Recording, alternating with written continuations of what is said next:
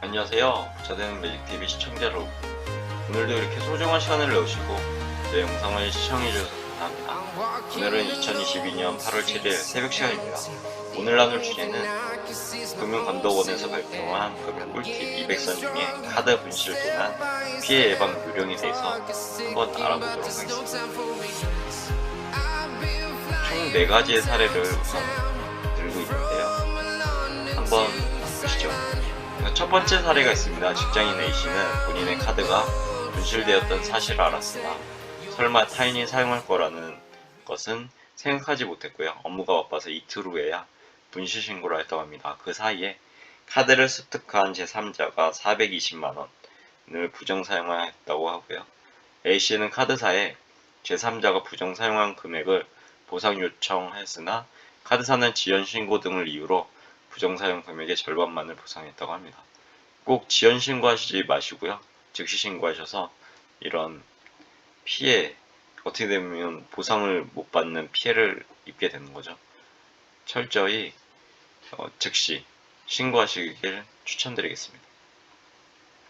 사례 두 번째가 있는데요. 직장인 B씨는 신용카드 같은 지갑을 분실해서 분실 신고한 후에 그 사이에 발생한 50만원의 부정 사용액에 대해서 카드사에 보상을 신청하였으나 카드 뒷면에 서명을 하지 않은 점을 이유로 부정사용 금액의 절반만 보상받았다고 합니다. 우리가 이제 카드를 신규 발급하시거나 아니면 재발급 받으시면 해야 할 게 있는데요. 바로 카드 뒷면에 서명란에 꼭 서명하시는 습관을 들이셨으면 좋겠습니다. 이렇게 카드 뒷면에 서명하지 않는 시점에 만약에 카드를 분실하셨으면 해당 이렇게 절반만 보상받을 수 있고 아니면 때로는 보상받지 못할 수도 있으니까요. 이 점도 머릿속에 넣어두시면 좋을 것 같습니다.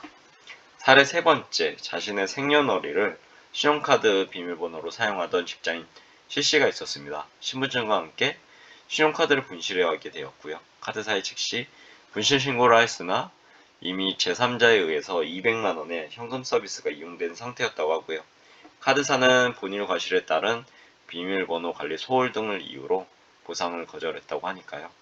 이 부분도 꼭 자신의 비밀번호를 생성하실 때 생년월일 아니면 전화번호 등과 같이 유추할 수 있는 그런 정보는 사용하지 마시길 추천드리겠습니다.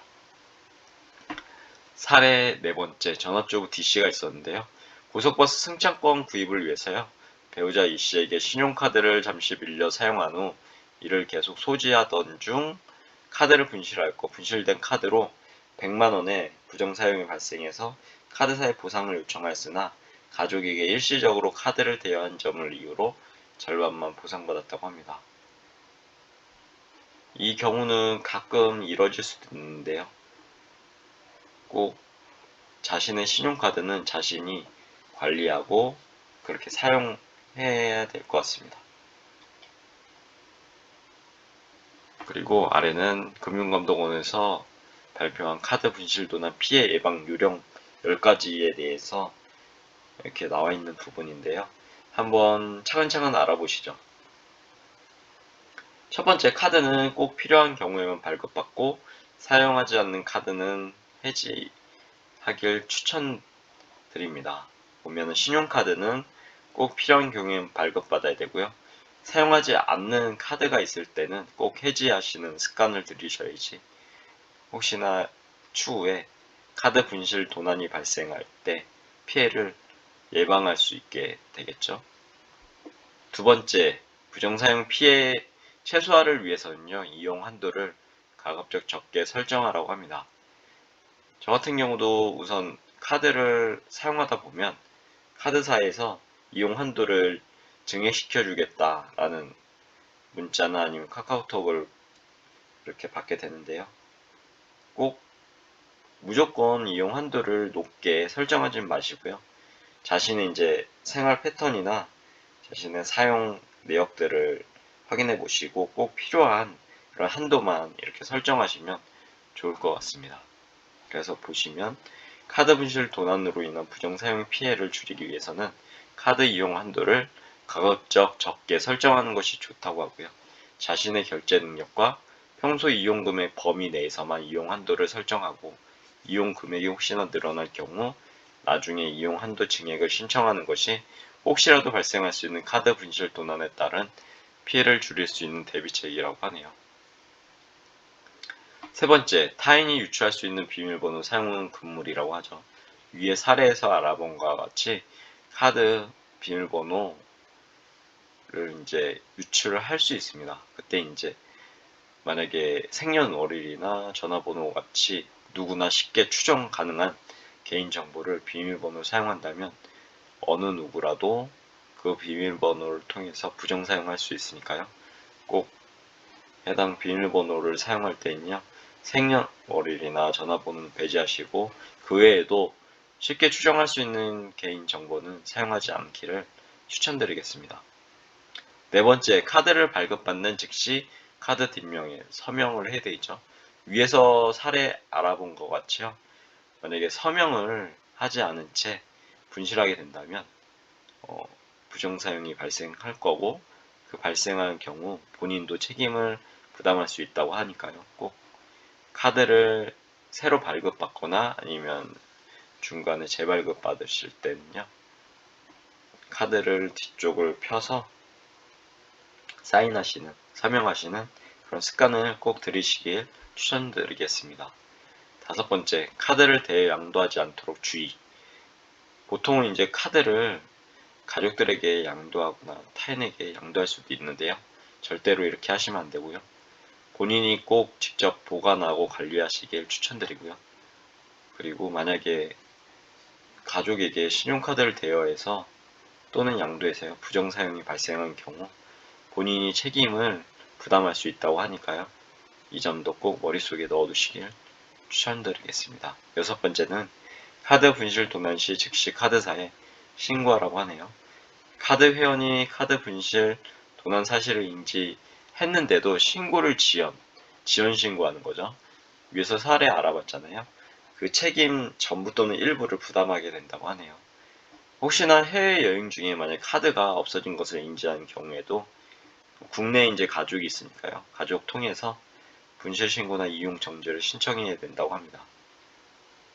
그리고 스마트폰에 요즘에 카드가 많잖아요. 모바일 신용카드 아니면 간편결제, 뭐 페이코라든가 카카오페이 거기 보면은 똑같이 이제 모바일을 그러니까 스마트폰을 잃어버릴 수도 있잖아요. 분실할 수도 있는데 꼭 뭐 타인의 스마트폰을 사용하든가 해당 내용 신용카드사나 다른 카드사에 분실 신고를 꼭 해야 된다고 하니까요. 이 점도 머릿속에 넣어두시면 좋을 것 같습니다. 아래는 이제 회사명하고 전화번호, 홈페이지에 대한 참고사항이니까요. 카드사 서비스센터 전화번호 같은 경우는 꼭 알아두시면 좋을 것 같네요. 그리고 일곱 번째, 분실도난 카드를 다시 찾았을 경우, 이런 경우 많잖아요. 저도 몇 번 경험이 있는데요. 부정사용 여부를 먼저 확인해야 된다고 하네요. 보시면 카드사에 분실 신고를 하기 전에 카드를 다시 찾을 경우가 발생하게 되잖아요. 그때는 꼭 부정사용이 있는지 문의하시고요. 카드사에요. 부정사용이 없으면 카드를 정상적으로 사용하시면 되고요. 만약 부정사용이 있을 경우 분실 신고와 함께 카드사에 피해 금액 보상 요청을 하면 될 것 같습니다. 여덟 번째, 신용카드 결제 승인 문자 알림 서비스 SMS죠. 요즘엔 푸시로도 많이 하는데요. 저 역시도 예전에 SMS를 사용하다가 요즘에는 푸시가 무료니까요. 무료 푸시를 사용하는 편입니다. 이게 되게 좋은 것이 뭐냐면요. 바로바로 카드가 결제됐을 때 결제 내역이 오거든요. 얼마를 사용하였다. 그러면 만약 자신이 사용하지 않는데 이렇게 문자가 오면 분실된 거잖아요. 바로 신고해서 해당 카드를 차단하시면 좋을 것 같네요. 아홉 번째, 분실 신고 접수일 60일 전 이후에 발생한 부정 사용액은 보상 청구가 가능하다고 합니다. 해당 60일에 대해서 머릿속에 꼭 넣어두시고요. 카드사로부터 보상을 꼭 받으시길 추천드리겠습니다. 마지막 열 번째, 카드사 피해 보상이 이의가 있을 경우가 있는데요. 이거에 대해서 분쟁이 생길 수도 있죠. 그럴 때는 이제 금융감독원에 분쟁 조정을 신청할 수 있습니다. 카드 분실 도난에 따른 피해 보상 및 책임 분담과 관련해서 카드사와 자신이 의견이 있을 때요. 이의가 있을 때는 꼭 금융감독원에 분쟁 조정을 신청해서 혜택을 보시길 추천드리겠습니다. 아래는 이제 인터넷 홈페이지고요. 꼭 들어가 보셔서 한번 보시면 좋을 것 같고요. 그리고 금감원 분쟁 조정 사례도 이렇게 PDF 파일로 지원되는데 한번 보시면요. 이런 식으로